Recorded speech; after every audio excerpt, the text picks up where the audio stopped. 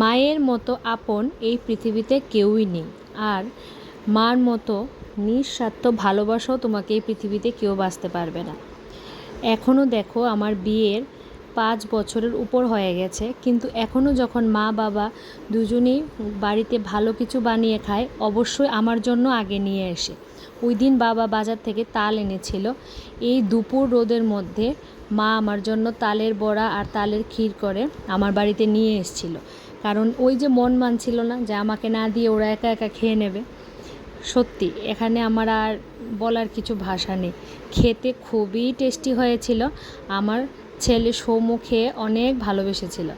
তো তোমরা অবশ্যই কমেন্টে জানাবে কারা কারা এই সিজনে এখনও তালের বড়া আর ক্ষীর ট্রাই করোনি। যারা ট্রাই করোনি অবশ্যই তাড়াতাড়ি ট্রাই করে নাও, আদারওয়াইজ সিজন চলে যাবে। টাটা।